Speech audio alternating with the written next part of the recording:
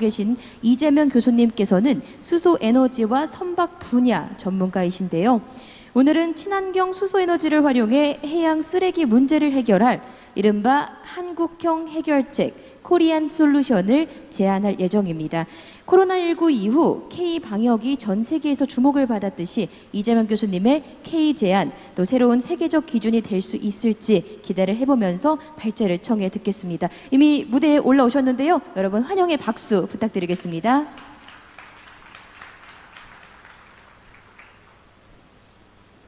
네, 반갑습니다. 방금 소개받은 부산대학교 조선해양공학과 이재명입니다. 저는 오늘 발제 내용이 해양 쓰레기, 해양 부유 쓰레기를 저감할 수 있는 친환경 기술이라는 내용으로 발제를 하고자 합니다. 멀지 않은 기억이었는데요. 처음에 올해 해양 포럼을 기획할 때 해양 쓰레기와 친환경 기술, 수소 선박을 링크시키는 논의가 뜨거웠었습니다. 그래서 이게 여러 차례 치열한 논의를 거쳐서 이렇게 포럼에서 기조 세션의 발제의 자리까지 오게 되었는데 김영겸 기획위원장님께 이 장을 빌어 감사의 말씀 전합니다.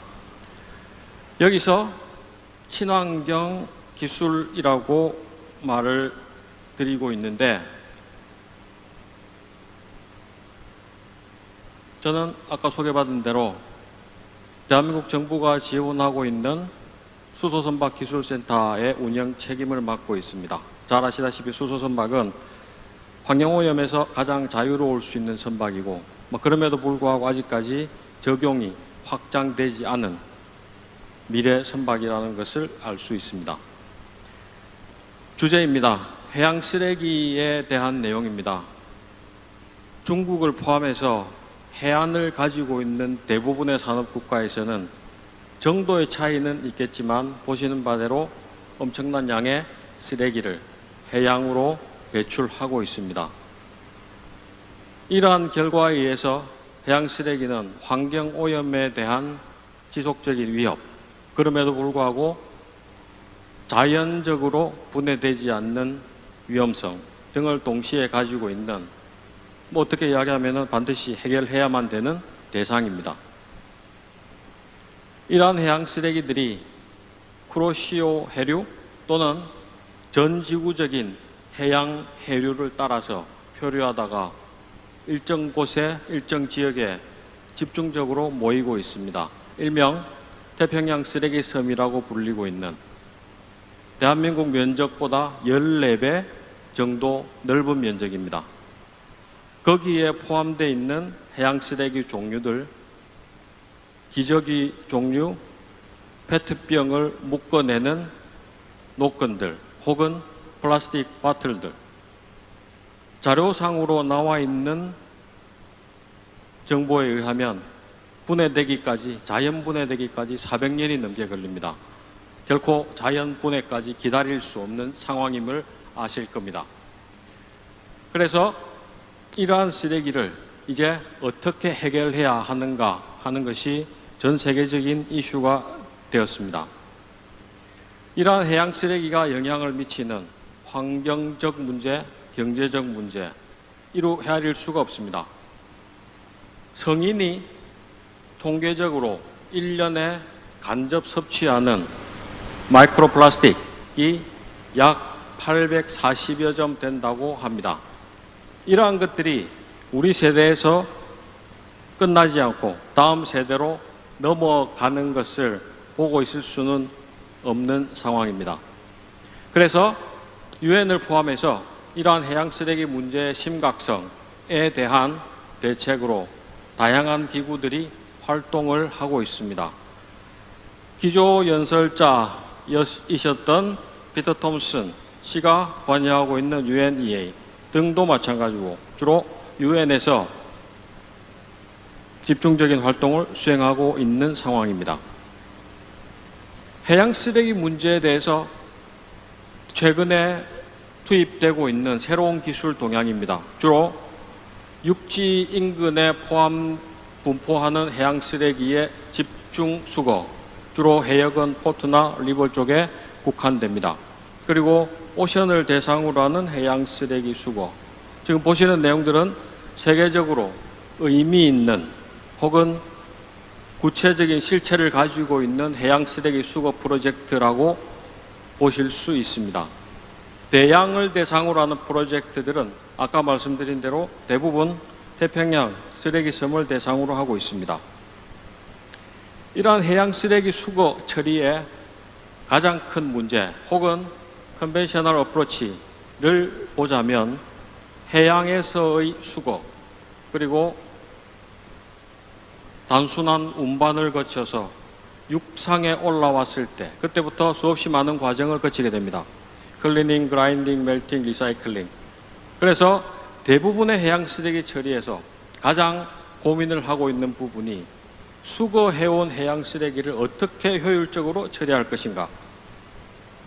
그래서 저는 혹은 저희 연구팀은 새로운 방법을 발제하고자 합니다. 한 척의 선박에서 가장 높은 효율로 수거를 하고 저장을 하고 리사이클링을 하고 그리고 그러한 것을 수행하는 선박은 에코 프렌들리 프로펄션으로 하고 누가 생각해도 당연한 얘기입니다. 해양 쓰레기는 바다에 떠 있는 쓰레기고 바다에 떠 있는 쓰레기는 선박이 가서 해결할 수밖에 없습니다. 환경 문제를 해결하자고 해양 쓰레기를 처리하는데 친환경적이지 못한 선박을 사용할 수는 없습니다. 그렇다면 지금 현재 가동할 수 있는 가장 효율적인 친환경 선박, 그 선박을 바다 위에 떠서 해양 쓰레기를 수거하고 처리하고 재활용까지 만들어내는 허브로 만들자 하는 것이 저의 제안입니다. 지금부터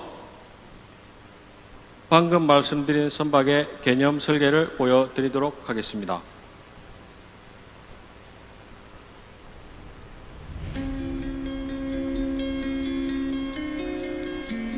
아까 말씀드린 태평양 거대 쓰레기섬입니다.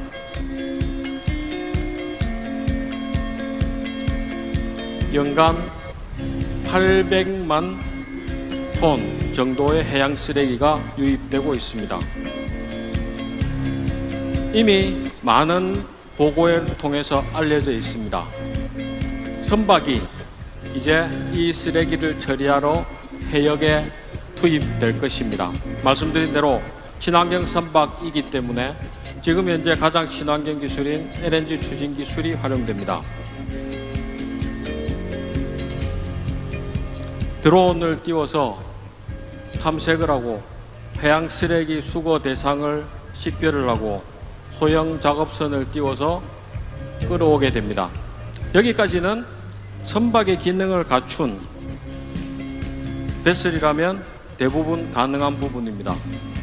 그런데 LNG에서부터 기와 계질 장치를 이용해서 수소를 생산하고 수소를 연료전지에 연결시켜 선박에 필요한 모든 전력을 생산하고 이 전력을 통해서 쓰레기 수거에 필요한 혹은 분류 가공에 필요한 모든 동력을 선박 내에서 일체형으로 해결할 수 있습니다.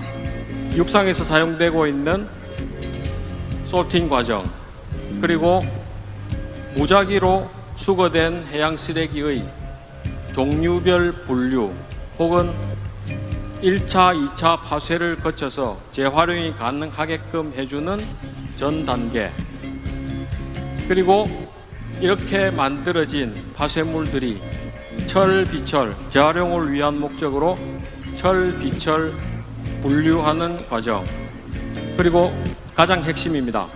LNG 운반 추진을 하면서 자연스럽게 가지고 있는 해열입니다. 영하 163도에 이르는 열이 냉동고로 전달이 되고 앞선 과정에서 만들어졌던 파쇄물들이 냉동고에 의해서 자동적으로 동결되게 됩니다. 동결된 파쇄입자들은 다시 한번 파쇄 과정을 거치게 됩니다. 이렇게 만들어지는 파쇄입자는 재활용이 가능한 가장 미니멈 사이즈 수준으로 나올 수 있습니다.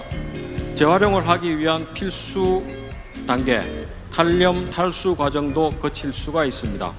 마지막으로 선박 내에 탑재된 압축 장비를 이용해서 저장과 수송이 편한 형태로 압축시키고 펠릿 형태로 만들 수 있습니다. 그러면 이것들이 콘크리트 자재, 도로 자재 혹은 재활용 목재로 활용될 수 있습니다. 친환경 에너지로 각광받고 있는 플라즈마 가스화를 통한 발전 사업에도 원료로 사용될 수 있습니다. 그래서 이러한 기능을 하나에 모은 선박을 저는 이 자리에서 해양 쓰레기 수거를 위한 친환경 기술의 집합체라고 말씀을 드리고 싶습니다.